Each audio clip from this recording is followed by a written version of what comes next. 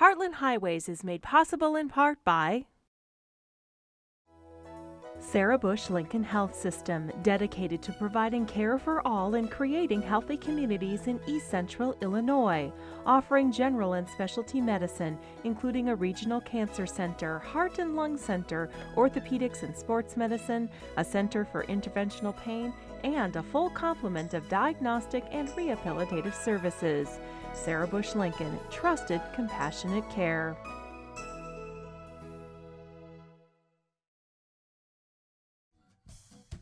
Grab your paintbrush and tag along for this week's adventures on Heartland Highways. We're taking a tour of places where you can find art in small towns. First, we head just across our parking lot here in Charleston, Illinois to the Tarble Arts Center. Then we head to Paris, Illinois to the Bicentennial Art Center and Museum. Next, we visit the Gaslight Art Colony in Marshall, Illinois, and last but certainly not least, we head to Sullivan, Illinois, where a husband and wife team opened up the new Prairie Gallery. That's coming up next, so stay tuned.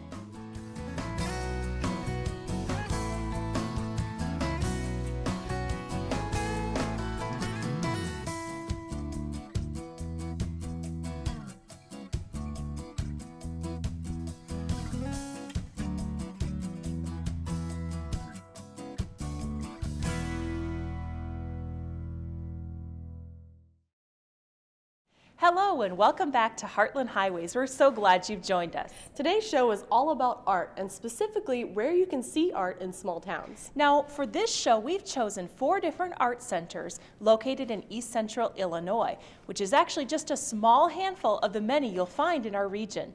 And in this episode, we're going to show you that you don't have to travel to big cities to find quality art.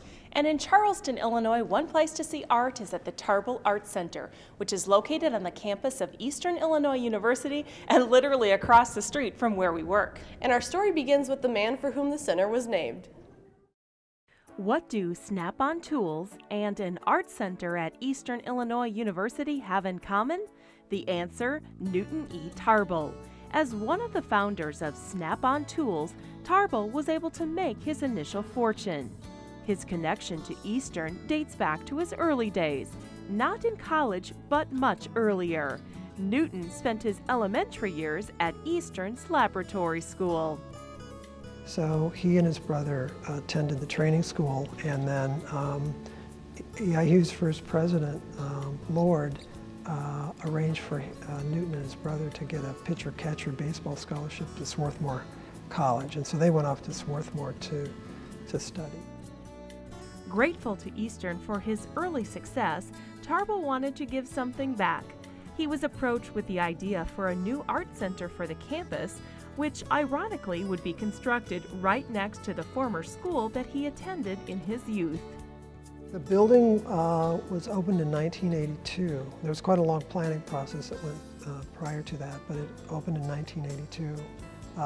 It's the only building on campus that's funded entirely through donated funding. And Newton Tarble pledged $1 million to start the project.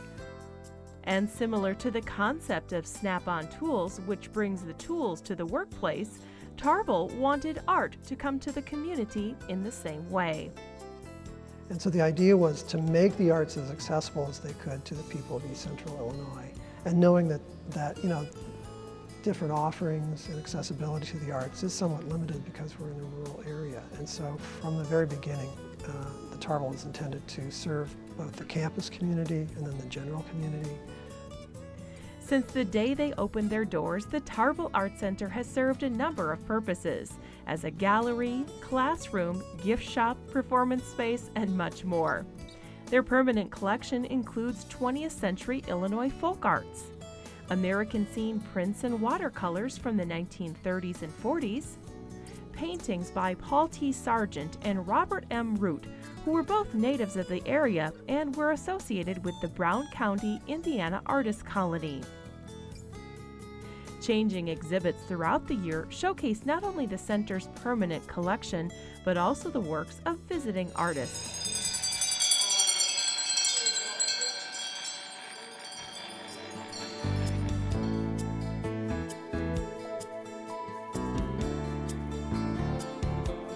The Tarble Arts Center is home to the Drawing Watercolor Biennial Exhibition, which started in the 1970s.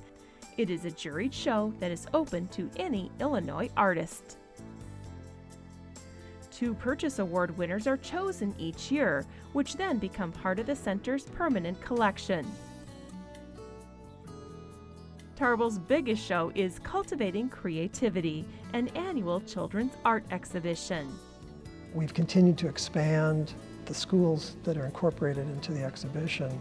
So it started off being primarily Charleston schools, and now it's like 40 area schools in like a 50-mile radius, and grown from a very modest exhibition to being the largest that we do. This past exhibition was over 300 works. 1 piece of art from each school in the exhibition is selected, and then that's put into a small traveling exhibition that goes back to those communities, so that the student artists, and the schools and the teachers get recognized for what they do in the form of having that exhibition there, but it also then puts that student's work in the context of all the other work that's being done in the area. In addition to serving as a gallery, the Tarble Arts Center offers an extensive educational program for school-age children in the region. Summertime brings out a variety of art classes where kids can try their hand at any number of art mediums. One thing is we have a really well-equipped classroom. We can do ceramics, we can do enameling, we can do sculpture, we can do metal smithing, in painting and printmaking and so on. So we can do things that, especially some of the more economically challenged schools, just can't introduce those media or can't afford a kiln, things like that. I'm also bringing them into the museum setting. Oftentimes we'll use some of the art on display as inspiration for some of the projects, so they actually get to see the real thing and then create something inspired by that. So I think that's another advantage too. One of my favorite quotes is from Einstein, and he says, before you can do anything, first you have to imagine it. And that's what the arts is all about, imagining things.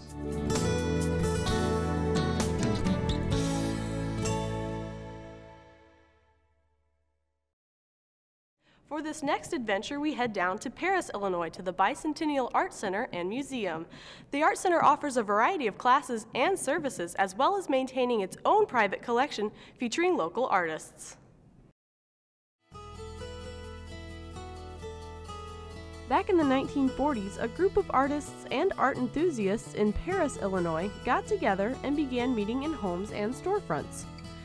Over time, the group grew and evolved, and in 1976, during the United States Bicentennial celebration, they applied for funding through the Horizon Project and made it official. The Paris Bicentennial Art Center and Museum was born. But it wasn't actually until several years later that the group's collection would find a permanent home. In 1980, Paxson Link, who owned the furniture store next door, donated this building to the Bicentennial Art Center in memory of his wife, Louise Cole Link. And so that's how they acquired the building. And then it's a historic building. It was built in like 1823 by Milton Alexander, who was the first postmaster in Paris.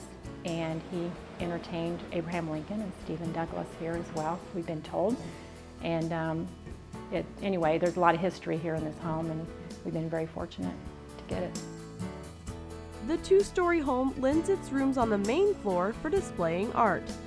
Each one kind of feels like its own gallery where patrons can view and purchase a variety of works from Illinois and Indiana artists. One of the center's primary goals, however, is to showcase local artists too. We have a lot of artists in Paris that don't consider themselves artists. They do all kinds of different things. We had an exhibit here, I think it was a year ago, January, and it was just Paris artists, and we took everything from wood carving to quilts to pottery to dolls, because we feel people put art in a little slot that says you have to do painting or ceramics and that's art. And we feel like there are a lot of people that they have artistic talent and they just don't think of it that way. And so as a small town, we like to try to get the small town people to come in and bring their things in and see that they are just as artistic as anybody that can paint. So. In an effort to help encourage and develop those local artists, the center's upstairs is used mainly for classes offered to both children and adults. Classes range from watercolor and crafts to pottery and other art forms.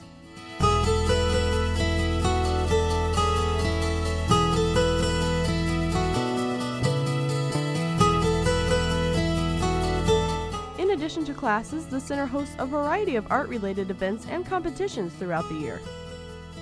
We have 4 set, what we call competitions every year, and they're held the same time every year. And we have a photography show, we have Paint Illinois, which is just for Illinois artists, and that's a good show because people are supposed to go out and be inspired by things out in the state. And then we have an amateur show the first of the year, which is an opportunity for those that are just getting started to come in. And we also have our fall show in October that's open to a 100-mile radius of the Art Center, so we get Indiana artists. And we take all mediums in that show except photography, and it's all of those 4 shows are juried, so that gives everyone an opportunity to come in and have their artwork judged by a judge. And then the rest of the time we go out. We have people that may approach us, or else we may approach someone and ask if they're interested in exhibiting here. And that's how we fill our other slots during the year. So it's a variety of art, different things all the time. They say variety is the spice of life, and it's the variety that the Bicentennial Art Center and Museum provides that proves that sometimes, to get the educational and cultural experience of a city, you don't have to go any further than your own backyard.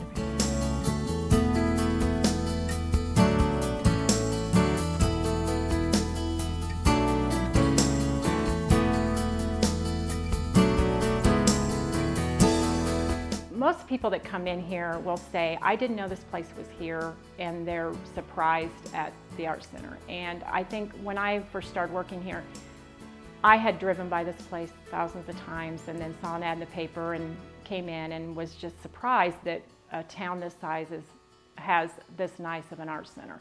And I have no art background and I'm not an artist, but I appreciate art and the work that's involved in doing it. And I just think what makes us unique is that we do have this beautiful facility that we have been able to maintain, and I think people enjoy coming in here and exhibiting here because we do have a nice place for them to come.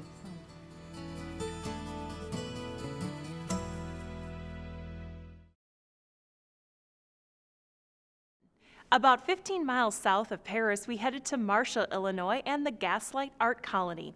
Here, local residents got together to create an art center that features artists from around the region. We don't have to go to Terre Haute, we don't have to go clear over to Indianapolis or Chicago to the Art Institute. Sure, you'll see masters, but there's a lot of talent right here locally, and I think it's good for the communities to see what everyone's doing.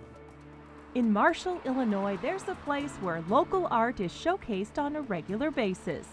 The Gaslight Art Colony in downtown Marshall was the vision of local resident and artist Joe Rich.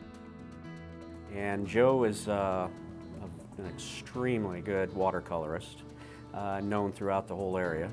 And it always had been a desire of her to have an art gallery.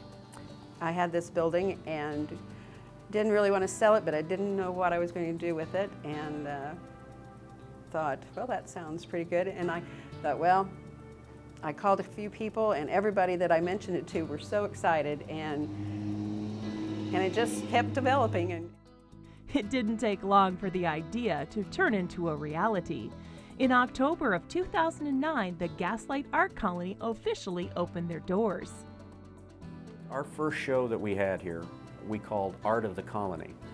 And we afforded all of our members that were artists or fledgling artists, if they wanted to show their work, they could.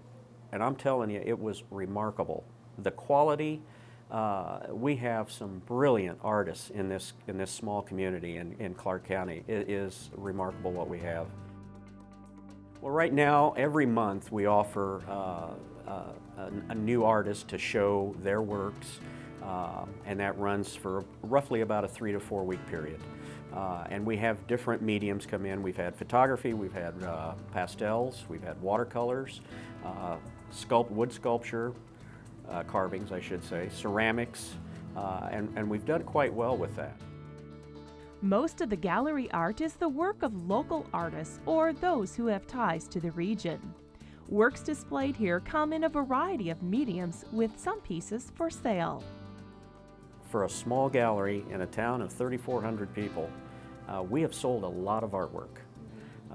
And I think that's one of the great things, that people can come in, buy original artwork that is just as good as anything they're going to find anywhere else, and have an original piece of artwork at a very reasonable price. A percentage of art sales, along with memberships and volunteers, helps to fund and operate the colony.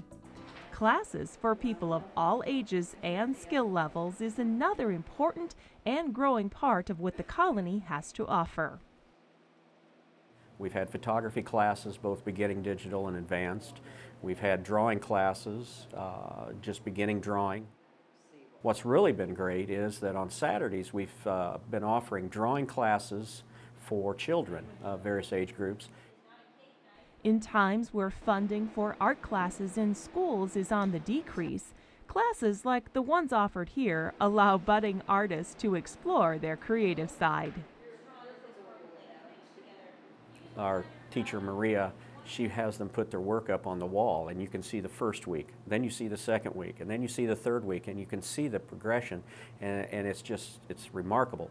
And you also get to see those kids that are really talented, that have the knack, that have the desire and the talent, really start to stand out, and it builds confidence in them, and you really get a sense that they may go on and pick up art later in their life and be an artist. Everybody gets together, and the excitement and the camaraderie and everything, you just sort of feed off of each other, and I think that's another really important thing.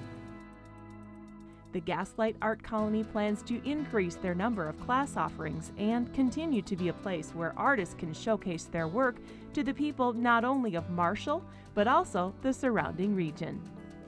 But we want to continue to get different mediums and try to let the public see it's not just paintings, or it's just not photography, but there's just so many mediums in the art world that we want to try and offer a little sample of all of it.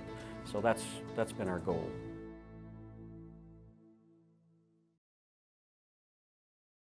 From Marshall, we headed over to Sullivan, Illinois, which is a town full of artistic opportunities. As you might recall, we did a story several years ago about the Little Theater on the Square. Well, just a block away from there is the new Prairie Gallery, where we met husband and wife team Matt and Peg Berger, who have renovated an old building and turned it into a gallery that features artists from both near and far. The small town of Sullivan, Illinois, has long been known as a welcome home for the arts. The town is home to the Little Theater on the Square, as well as several art-related clubs and various art initiatives. So, when Peg Berger and her husband decided to open their very own art gallery, Sullivan seemed like an easy choice.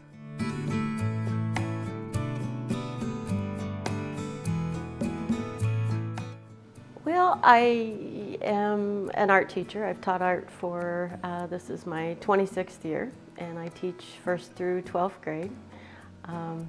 I've always enjoyed the arts, and I just felt like I wanted to have a place where people could come in and enjoy and feel comfortable in a good atmosphere. And that's just, I guess, always been a lifelong goal of mine and something I've always enjoyed. So my husband and I kind of decided we would take on this venture, and luckily he's very supportive. So that's been our goal, and I'm really excited about the people we've met and the new things that we get, which seems like always we're getting new artists and new artwork, seeing what people can do, see what they create. The new Prairie Gallery is housed in what used to be a popular restaurant on Sullivan Square. The Bergers did a little remodeling, but kept the renovations in a historic vein. The city tells us the date of the building is old, probably prior to the 1900s, but there is not an original date on the building. It was somewhat like we redid it. It did have a center door, and so that was our inspiration for the facade, for changing the facade, is when we took out about 4 layers of flooring, we found a concrete center where it had an original front door. That part, I kind of like that we could at least bring a little bit of that history back, because that was original, and otherwise it hadn't been like that for many, many years. Other than the front doors and floors, the burgers didn't change the interior too much. The brick and beams from its restaurant days still remain and provide the perfect setting to display the diverse art the gallery has to offer. We do have a lot of diversity. We have paintings, drawings, stained glass. We have some stained glass copper pieces. We have some metal sculptures, ceramics, clay sculptures, and just a variety of things. The gallery also hosts several jewelry makers and artisans who work with wood, among a variety of other mediums. Many of the featured artists are from the local talent pool, but there are some from other parts of Illinois and other states too. Peg says the whole purpose of her gallery is to provide a place where people can surround themselves with art and be comfortable.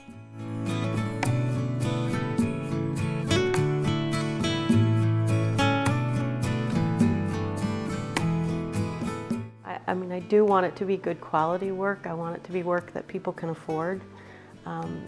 We sell things from $2 to, I think our highest price now is a few hundred, maybe $700. So I want it to be affordable. I want people to be able to surround themselves with artwork if they desire to, and not feel like they can't afford to buy artwork, because I think, it just enhances all of our lives if we can surround ourselves with things that we love. So that's kind of our goal, really, is to make it things that people can afford to buy. The gallery also has the goal of making local art accessible, showing that the quality of small-town art can rival that of any big city. You don't have to go to Chicago or St. Louis or to a great big museum to be able to see and enjoy artwork. And I think that we have a really good high quality of practicing artists in the area, and it is fun to be able to come in and see their artwork, and as I say, it's priced in a way that you can take some home with you. To me, when we bought the building several years ago, it's nice to see the town squares coming back to life, because to me it's too much history. It's too beautiful of a history to just let them die and not come back. And I think as you look around Sullivan, you can see that the city's really promoted that and encouraged people.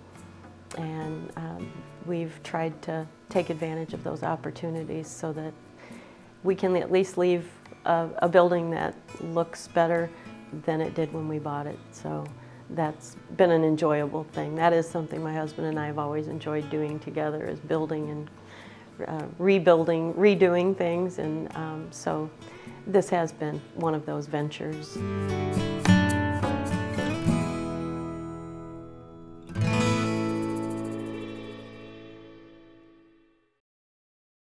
Want more information on a story you've just seen? Well, then head to our website at weiu.net/hh. Check out our online episode gallery for past and present shows. Send us an email or find out how to contact the people and places we feature in the show. That's weiu.net/hh. Well, that wraps up this week's art adventures here on Heartland Highways. And remember to check out some of the art in your own hometown. That's what we're going to do right now. Thanks for joining us. Let's take a look at that one over there.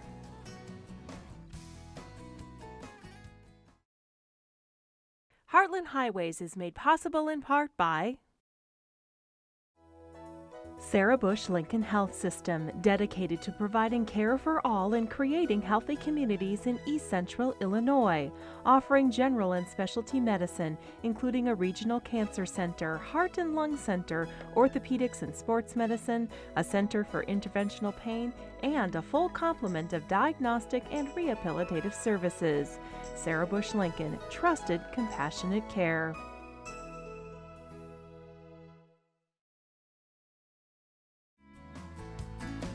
And you know, our story begins with the man who, I almost had it. I know. 15 miles south of Paris. Sometime. That's what we're going to do right now. Thanks for joining us. That was like, thanks for joining us. No, I will